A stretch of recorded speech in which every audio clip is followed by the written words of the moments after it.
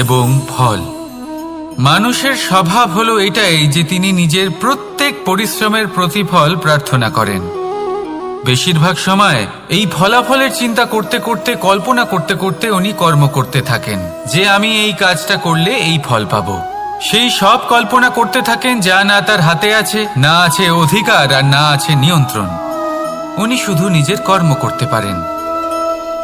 উনি কি ফল পাবেন তা তার হাতে কখনোই নেই। তাই আপনিও শুধুমাত্র কর্ম করতে থাকুন, ফলের চিন্তা করবেন না। মনে রাখবেন, শিকড় এবং শাখা যেভাবে একে অপরের সাথে জড়িয়ে, সেইভাবেই একে অপরের সাথে জড়িয়ে কর্ম এবং ফল। যেরকম কর্ম আপনি করবেন সেরকম ফল আপনি অবশ্যই পাবেন। তাই এই ফলের আশায় কর্মের সময় কখনোই নষ্ট করবেন না, কারণ যে ব্যক্তি সময় নষ্ট করেন, সময় সেই ব্যক্তিকে অবশ্যই নষ্ট করে দেয়। কর্ম করুন নিঃস্বার্থভাবে, ফলের চিন্তা করবেন না, আর আমার সাথে ভালোবেসে বলুন রাধা রাধা। কর্ম এবং ফল। দেখতে গেলে এই সমস্ত ব্রহ্মাণ্ড এই দুইয়ের মাঝেই স্থির হয়ে আছে।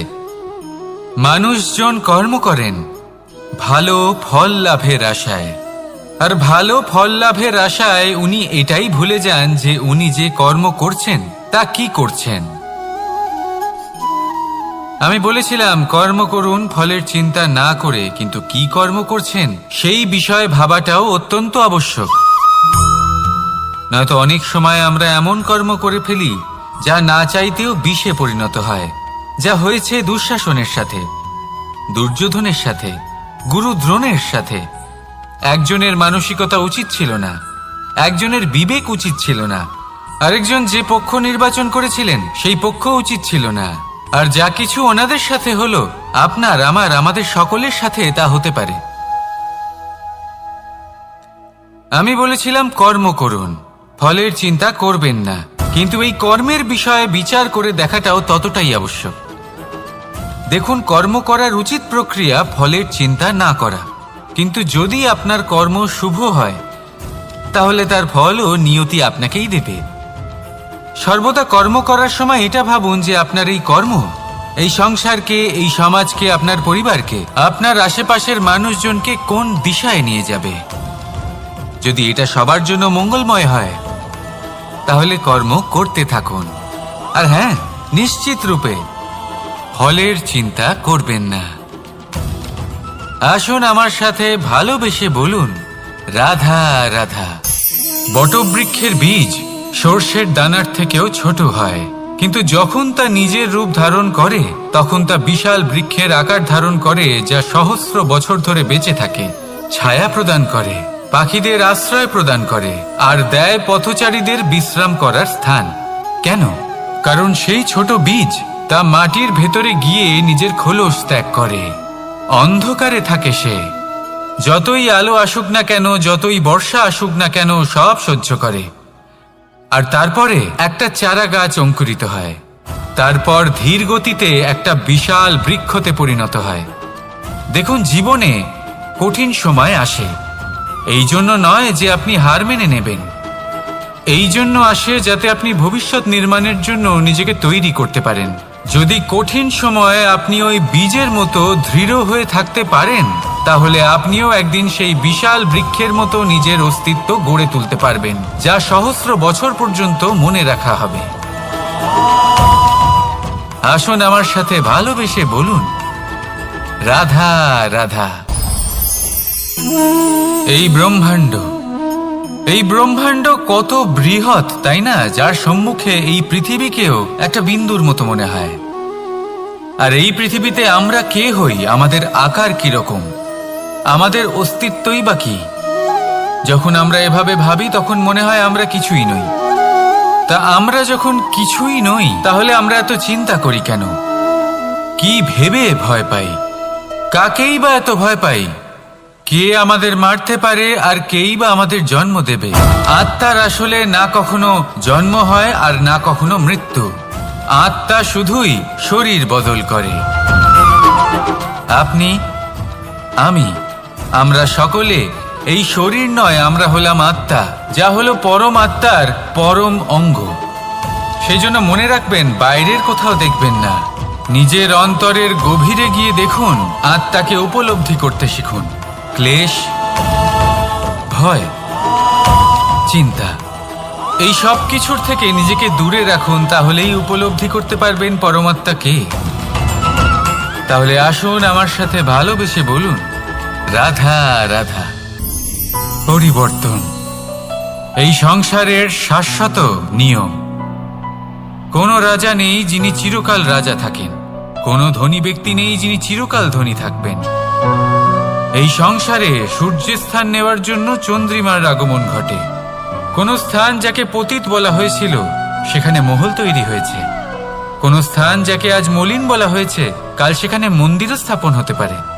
কোনো ঋতু চিরকালের জন্য থাকে না, কখনো সময় চিরকাল একরকম থাকে না। আজ যা আপনার কাছে রয়েছে কাল অন্য কারোর ছিল, আজ যে আপনার কাছে রয়েছে কাল তা অন্য কারোর কাছে চলে যাবে। আপনার সাথে কিছু থাকলে তা হলো আপনার কর্ম, কিন্তু সেই কর্মের পরিণামও আপনার নয়। আপনি শুধু কর্ম করুন, বাকি সবকিছুই পরিবর্তনশীল। কিন্তু সেই পরিবর্তনকে দেখে ভয় পাওয়ার প্রয়োজন নেই, তাকে স্বাগত জানান। যদি আপনি হাসি মুখে সেই পরিবর্তনকে স্বাগত জানান, তাহলে এই পরিবর্তনও হাসি মুখে আপনার সাথে থাকবে। আসুন আমার সাথে ভালোবেসে বলুন, রাধা রাধা। সঞ্চয়। মানুষের যখন থেকে বোধবুদ্ধি হয় সঞ্চয় করতে আরম্ভ করে দেন। সঞ্চয় করতে থাকেন ভোজনের, সঞ্চয় অর্থের, সঞ্চয় শক্তির। নিজের জন্য করেন, নিজের পরিবারের জন্য করেন, নিজের স্ত্রীর জন্য করেন, সন্তানের জন্য করেন, সন্তানের সন্তানের জন্য সঞ্চয় করেন। সঞ্চয় করার জন্য ওনার কাছে অনেক কারণ রয়েছে, কারণ উনি এটা ভাবেন যে এই সঞ্চিত শক্তির জন্য কেউ ওনার কোনো ক্ষতি করতে পারবে না। মানুষ ভুলে যান একটা গুরুত্বপূর্ণ কথা, এই সত্য, উনি এই সংসারে খালি হাতেই এসেছিলেন, আর এখান থেকে ওনাকে খালি হাতেই যেতে হবে। যা এখানকার তা এখানেই থেকে যাবে। আর যদি কিছু ওনার সাথে যায় তা হলো ওনার কর্ম, আর কিচ্ছু নয়। তাই যদি কিছু অর্জন করতে চান তাহলে শুভ কর্ম অর্জন করুন, আত্মশক্তি অর্জন করুন, কারণ পরলোকে এটাই হবে আপনার সম্পত্তি। তাহলে কি এটা আপনি অর্জন করতে চান না? আসুন আর আমার সাথে ভালোবেসে বলুন, রাধা রাধা। সদিচ্ছা। দেখতে গেলে 3 অক্ষরে তৈরি এই শব্দ, কিন্তু সমস্ত ত্রিলোক তার উপরেই আধারিত। আপনি এই সংসারে এসেছেন, তখন অবশ্যই শ্বাস নেবেন, কিন্তু তার বদলে আপনাকে কিছু তো দিতেই হবে। আপনার উপর নির্ভর করছে আপনি কি দেবেন। কি দেবেন এই সংসারকে, এই সমাজকে, নিজের পরিবারকে, আর তার বদলে কি নেবেন? যশ নাকি অপযশ? দেখুন, এক ছিল রাবণ, যে কিনা সমুদ্র পার করলো সীতাকে অপহরণ করার জন্য, আর এক ছিলেন রামচন্দ্র, যিনি সমুদ্র পার করেছিলেন, সেতু বানিয়ে গিয়েছিলেন সীতাকে ফিরিয়ে নিয়ে আসার জন্য। দুজনেই সমুদ্র পার করেছিলেন, শুধু পার্থক্য ছিল সদিচ্ছাকে বোঝার, লক্ষ্যের। অনেক মানুষের যাত্রা একরকম হতেই পারে, কিন্তু আনন্দ তখনই লাভ করবেন যখন লক্ষ্য শুভ হবে, মহান হবে। এই লক্ষ্য দিয়ে এই সংসারের কল্যাণ হবে এবং মানুষের সম্মান হবে। যদি আপনার সংকল্প উচিত হয় তাহলে আপনার লক্ষ্য উচিতই হবে, নয়তো শুধুমাত্র বিনাশ হবে। আর উচিত এটাই হবে যে বিনাশের হাত থেকে যেন নিজেকে বাঁচানো যায়, কি বলেন? তাই জীবনে যে লক্ষ্য স্থির করছেন মনে রাখবেন তা যেন শুভ লক্ষ্য হয়। যদি এরকম হয় তাহলে আপনার যাত্রা, আপনার জীবন দুটোই শুভময় হবে। আসুন আর আমার সাথে ভালোবেসে বলুন, রাধা রাধা। সুরক্ষা। এই সুরক্ষা আসলে কি? এটা কি কোনো কবচ নাকি কোনো সীমা? এই সুরক্ষা আসলে অন্য কিছু। আমাদের মাতা পিতা, আমাদের প্রিয়জন, আমাদের বন্ধু, এই সমাজ, আমাদের শুভাকাঙ্ক্ষী, আমাদের আত্মীয়, এনারা সবাই আমাদের জীবনে কোনো না কোনোভাবে সুরক্ষা দিয়ে থাকেন, একটা কবচ দিয়ে থাকেন কোনো না কোনো রূপে। কিন্তু দেখতে গেলে আমাদের পরাক্রমের পথে আমাদের বীরত্বের পথে, আমাদের সাহসের পথে এই সুরক্ষাই সব থেকে বড় বাধা হয়ে দাঁড়ায়। একবার ভেবে দেখুন, যদি আপনি কোনো সুরক্ষাই না পান, বা যদি আপনি এই সুরক্ষা ভেঙে বাইরে আসতে পারেন, তাহলে আপনার বীরত্ব চরম সীমায় পৌঁছে যায়। কেন? কারণ তখন আপনি জানেন যে এই সংসারের সম্মুখীন আমাদের নিজেদেরই হতে হবে। আপনি বুঝে যান যে শত্রুর সম্মুখীন এবার নিজের বলের দ্বারা, নিজের পরাক্রমের দ্বারা, নিজের সাহসের দ্বারা করতে হবে। আর তখন আমাদের মনের মধ্যে এই শক্তি জাগ্রত হয়। এই শক্তি অন্তরেই বসবাস করে। শুধু এটা চিনে নিতে হবে, একে জাগ্রত করতে হবে। আর এটা সুরক্ষা ভেঙে যাওয়ার পরেই সম্ভব হয়। আর যারা নিজের শক্তি সম্পর্কে জানেন,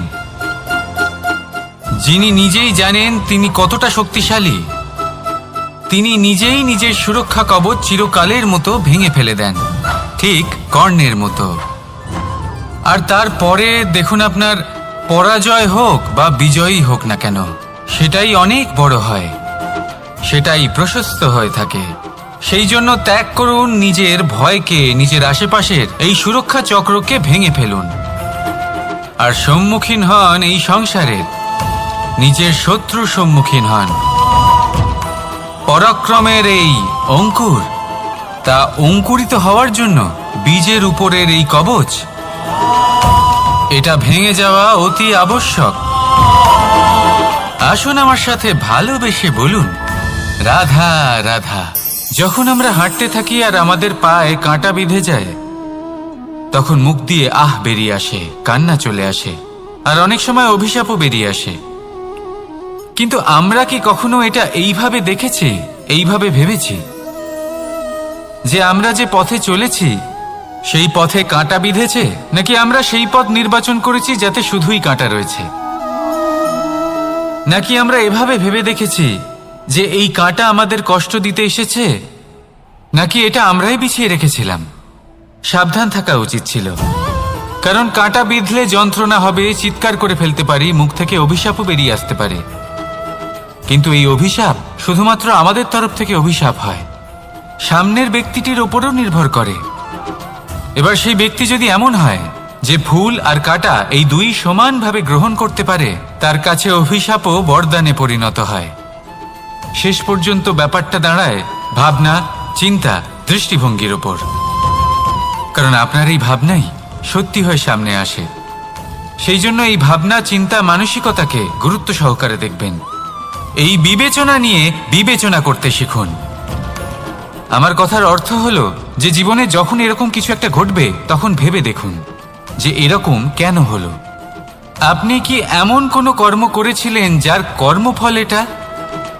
এমন কোনো কাজ যা অনুচিত ছিল, অসত্য ছিল, যা অভদ্রতার কারণ ছিল? ভেবে দেখা প্রয়োজন। দেখুন, ইচ্ছে হলো আপনার যে আপনি কি করতে চান, ভাবনা আপনার, সত্য আপনার, জীবন আপনার, সিদ্ধান্ত আপনার। আসুন আর আমার সাথে ভালোবেসে বলুন, রাধা রাধা। সময়, এই সময় আসলে কি? এই সময় একটা সরল রেখা তো কখনোই নয়। সময় হলো একটা চক্র, যেখানে এর আদি সেখানেই হলো এর অন্ত, আর যেখানে তা শেষ হয় সেখান থেকেই তার শুরু হয়। এই সময় একটা অত্যন্ত বিচিত্র চিন্তা, বিচিত্র ভাবনা, একটা বিচিত্র বস্তু যা কেউ বুঝতে পারেন না। এই সময়ের লীলা, এর কোনো প্রমাণ নেই, কোনো জ্ঞান নেই, কোনো পরিমাপ নেই। শুধু এটুকু আমরা জানতে পারি, যেখানে শেষ হবে সেখান থেকে একটা নতুন সূচনাও হবে। যা আজ আপনার কাছে আছে, কাল অন্য কারোর কাছে যাবে, তারপরে তার কাছ থেকেও অন্য কারোর কাছে যাবে, তারপরে তার থেকেও ছিনিয়ে নেওয়া হবে। এই নিয়তির একজনের কাছ থেকে অন্যজনের কাছে আদান প্রদানের এই সময় হলো আপনার সময়। এই সময়ের সদ্ব্যবহার করুন, এই সময়কে বাঁচুন। আপনাকে শুধু এটাই সুনিশ্চিত করতে হবে যে আপনি কোন পক্ষে আছেন। আর সত্যি বলতে কি, আপনার জীবনের পরিণাম নির্ভর করে আপনার নির্বাচনের ওপর। আপনি কোন পক্ষ নির্বাচন করছেন। তাহলে মনে রাখবেন, জীবনে সেই পক্ষই নির্বাচন করবেন যা চয়ন করার পরে আপনি সুখ অনুভব করবেন, আপনি সন্তোষ লাভ করবেন, প্রসন্নতা লাভ করবেন। আর আমি এটাই সুনিশ্চিত করব যে এই পক্ষ যেন শান্তির পক্ষ হয়, এই পক্ষই যেন প্রেমের পক্ষ হয়। তাহলে চিন্তা করবেন না, আর আসুন আমার সাথে ভালোবেসে বলুন, রাধা রাধা। দৃষ্টি আর দৃষ্টিভঙ্গি, এই সমগ্র লীলা হলো এই দুইয়ের। বিচিত্র হতে পারে, কিন্তু এটাই সত্যি। এবার আপনাকে একটা উদাহরণ দিয়ে বোঝাই।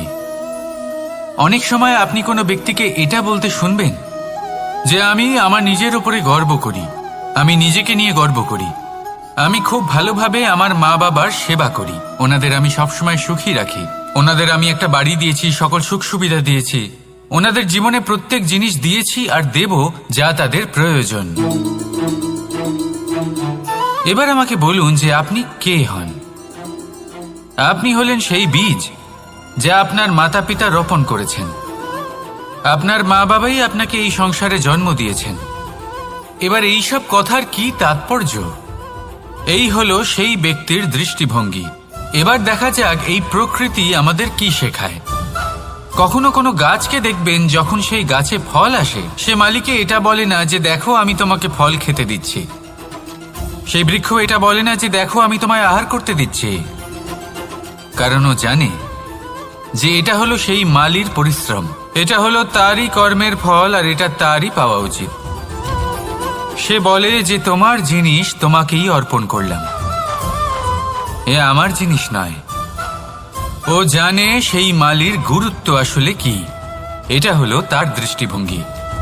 সেই জন্য আপনি জীবনে কোন ব্যক্তির মধ্যে, কোন পশু পাখির মধ্যে, কোন প্রাণীর মধ্যে, কোন পরিস্থিতিতে, কোন আবেগের মুহূর্তে কি দেখতে পাচ্ছেন, সেটা আপনার দৃষ্টিভঙ্গির উপরে নির্ভর করছে। তাই নিজের মনে ধনাত্মক ভাব জাগ্রত করুন, শুভ চিন্তা নিয়ে আসুন। এই ভাবনাই সত্য হয়ে সামনে আসবে। এই দৃষ্টিভঙ্গি এমন হয়ে যাবে যে আপনার জীবনে সবকিছুই শুভ হবে।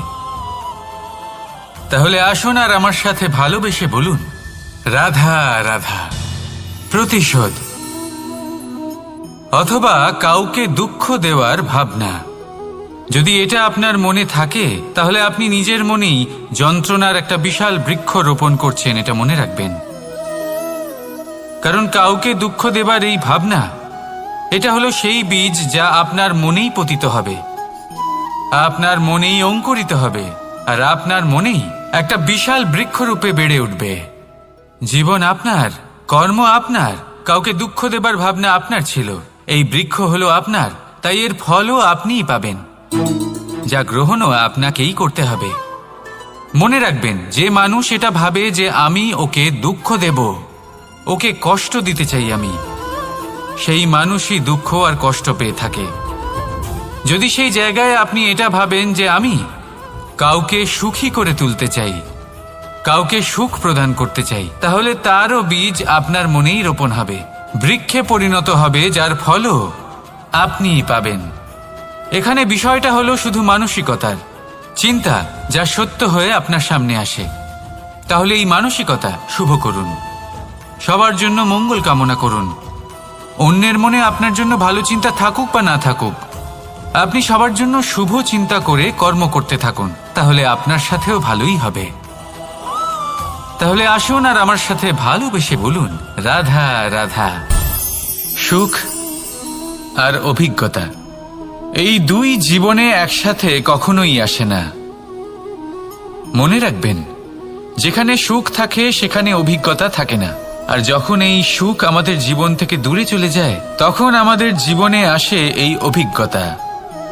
পরমাত্মা, প্রকৃতি, নিয়তি এই অভিজ্ঞতাকে আমাদের জীবনে পাঠান, যাতে আমরা একটা অত্যন্ত গুরুত্বপূর্ণ শিক্ষা, একটা জ্ঞান প্রাপ্ত করতে পারি। এই অভিজ্ঞতা আমাদের শেখায় যে অতীতে এমন কি হয়েছিল যা আমাদের করা উচিত হয়নি। আমাদের শেখায় ভবিষ্যতে এমন কি আছে যা আমাদের করা উচিত আর কি করা উচিত নয়। দেখতে গেলে এই অভিজ্ঞতা আমাদের সেই শিক্ষা দেয় যার জন্য আমরা সুখের দিকে উচিতভাবে অগ্রসর হতে পারি। সেই জন্য জীবনে যখনই দুঃখ আসবে, দুঃখের এই সময় আসবে, তখন হতাশ হবেন না। বোঝার চেষ্টা করুন এই পরিস্থিতি কেন এসেছে, কি শিক্ষা দিতে এসেছে। যদি আপনি সেই জ্ঞান লাভ করেন, সুখের পথে অগ্রসর হন, তাও উচিত রূপে, তাহলে এই অভিজ্ঞতার উদ্দেশ্য পূরণ হয়ে যায়। তাহলে আসুন আর আমার সাথে ভালোবেসে বলুন, রাধা রাধা। জীবনে শিখরে পৌঁছানোর জন্য মানুষের কি প্রয়োজন হয়ে থাকে? সিঁড়ির। কিন্তু তাও প্রত্যেক মানুষ, প্রত্যেক ব্যক্তি শিখরে পৌঁছতে পারেন না। এর কারণ কি? কারণ একটা হতে পারে যে মানুষ কল্পনা করতে থাকেন কিন্তু সিঁড়ি খুঁজে পান না। কিছু মানুষ খুঁজে নেন কিন্তু তা পেয়ে এতটাই প্রসন্ন হয়ে যান যে তারপর আর কোনো কর্মই করেন না। খুব সোজা ব্যাপার। অনেক মানুষ সিঁড়ি খুঁজে পান না, আর যদি পেয়েও যান তাও যতক্ষণ না তাতে চড়ছেন সেই শিখরে পৌঁছবেন কি করে? যতক্ষণ না আপনি পরিশ্রম করছেন, যতক্ষণ না সেই সিঁড়িতে আপনি চড়ছেন, যতক্ষণ না ক্লান্ত হচ্ছেন, আপনার পায়ে হাঁটুতে ব্যথা না হচ্ছে, ততক্ষণ এই শিখরে পৌঁছানোর সৌভাগ্য লাভ করতে পারবেন না। তাহলে কল্পনার সাথে কর্ম করুন, পরিকল্পনার সাথে পরিশ্রম করুন, সব কিছু পাবেন। আসুন আমার সাথে ভালোবেসে বলুন, রাধা রাধা। সমস্যা, কঠিন সময়, সংকট, বিপদ কার জীবনে নেই? প্রত্যেকের জীবনে আছে। কিন্তু আমাকে একটা কথা বলুন, যদি নৌকায় ঢেউকে ভয় পেতে শুরু করে, তাহলে সাগর পার করবে কে? কখনো কোনো ছোট্ট পিঁপড়েকে দেখেছেন যে আকারে হয়তো ছোট হতে পারে কিন্তু বড় শিক্ষা দিয়ে যায়? কিন্তু আমরা শিখি না। এবার দেখুন একটা পিঁপড়েকে যে ভোজনের খোঁজে বাইরে বের হয়, একটা ছোট্ট দানা তুলে নেয়। ছোট দানা তোলে কারণ তার থেকে বেশি সে তুলতেই পারবে না। সে দানা নিয়ে চলতে শুরু করে, কোনো দেওয়ালে উঠে পড়ে, আবার পড়েও যায়। সেই দানা দূরে কোথাও একটা পড়ে যায়, তা আবার খোঁজে, তুলে নেয়, আবার চলতে থাকে। পড়ে যায় আবার ওঠে, পড়ে যায় আবার ওঠে। সেই দানাটা রেখে দেয়, আবার বেরিয়ে পড়ে ভোজনের খোঁজে। পরিশ্রম করতে থাকে কিন্তু হার মানে না। এই শিক্ষাই তো আমাদের প্রাপ্ত করতে হবে। নিরন্তর পরিশ্রম আর নির্ভীক হয়ে কর্ম করে যেতে হবে। এটাই হলো সাফল্যের মাধ্যম, এটাই হলো জয়ের মন্ত্র, অচ্যুত অজয় অস্ত্র। তাহলে আসুন আর আমার সাথে ভালোবেসে বলুন, রাধা রাধা। আমরা সকলে চাই আমাদের জীবনে সাফল্য আসুক। আমরা চাই যে এই সংসারে আমাদের খ্যাতি ছড়িয়ে পড়ুক। আমরা চাই যেন আমরা আলোচিত হই। কিন্তু শুধু চাইলেই কি যায় আসে? যদি এই সংসারে আলোচিত হতে হয়, তাহলে পরিচিত হতে হবে পরিশ্রমের দ্বারা। যতক্ষণ না আপনারা পরিশ্রমের সাথে পরিচিত হবেন, সাফল্যের সাথে পরিচিত হবেন না। সংঘর্ষ করতে হবে প্রতিদিন, প্রতি বছর। জীবনের সব পরিস্থিতিতেই হয়তো নতুন নতুন বাধা আসবে, নতুন নতুন বিঘ্ন ঘটবে। কিন্তু এটা আবশ্যক নয় যে সমস্ত বিঘ্ন বিনাশের জন্য আসবে। কিছু বিঘ্ন আপনার পথ প্রশস্ত করার জন্য আসবে, আপনার পথ পরিষ্কার করার জন্য আসবে। যদি আপনাকে উদাহরণ দিই, যখন বন্যা আসে, বাড়ি ঘর ভেসে যায়, তখন আমরা হতাশ হয়ে পড়ি, আমরা দুঃখী হয়ে পড়ি। কিন্তু সেই বন্যাই আমাদের সেই ধরিত্রীকে এত উর্বর করে তোলে যে সেই উর্বর অংশ কাজে লাগিয়ে আমরা সেরকম আরো 10টা বাড়ি বানাতে পারি। তাহলে ধন্যাত্মক থাকুন আর যে কোনো সংঘর্ষের জন্য প্রস্তুত থাকুন। জীবনে অনেক দূর যেতে পারবেন। তাহলে আসুন আমার সাথে ভালোবেসে বলুন, রাধা রাধা। জীবনে কখনো কখনো আমরা সেই পরিস্থিতিতে ফেসে যাই যখন আমাদের মনে হয় যে আমাদের নতুন কিছু একটা করতে হবে, কিন্তু আমরা করতে পারি না। কারণ কোথাও না কোথাও আমরা রীতির দ্বারা আবদ্ধ, আর আমরা সেই রীতি ভাঙতে চাই না। কেবল একটাই প্রশ্ন আসে মনে, আশেপাশের মানুষ কি বলবে, আশেপাশের মানুষ কি ভাববে। আপনাকে একটা প্রশ্ন করি, কারা এই মানুষজন? আপনার জন্মের সময় এই মানুষজন কোথায় ছিলেন? যখন আপনি কোনো সমস্যায় পড়েন তখন এই মানুষজন কোথায় থাকেন? এগিয়ে এসে কি আপনাকে সাহায্য করেন, নাকি সেই সমস্যার সমাধান আপনি নিজেই করেন? এইসব মানুষজনের চিন্তা ত্যাগ করুন যদি আপনি জীবনে বাঁচতে চান। ভেবে দেখুন জীবনে কি কি শুভ আছে আর কি কি শুভ করতে পারেন। যদি তা স্রোতের বিপরীতে হয় তাহলে সংঘর্ষ করুন, কিন্তু এইসব মানুষজনের কথা ভাববেন না। ভেবে দেখুন জীবনে আপনি কি কি শুভ কাজ করতে পারেন। এটা ভাবুন যে আপনি কখনো এমন কোনো কাজ করে ফেলেননি তো যার জন্য কারো হৃদয় আহত হয়েছে। শুভর দিকে নিজের চিন্তা কেন্দ্রীভূত করুন, আপনার জীবনে সব কিছু শুভই হবে। তাহলে আসুন আমার সাথে ভালোবেসে বলুন, রাধা রাধা। আজকাল আপনি দেখে থাকবেন যে মা বাবা শুধুমাত্র সন্তানকে ভালোবাসেন তা নয়, তাদের মোহেও জড়িয়ে পড়েন। বিদ্যালয়ে যখন পাঠান তখন সমস্ত সুযোগ সুবিধা দিয়েই পাঠান। চেষ্টা করেন যে সবসময় যেন সন্তান তাদের চোখের সামনেই থাকে।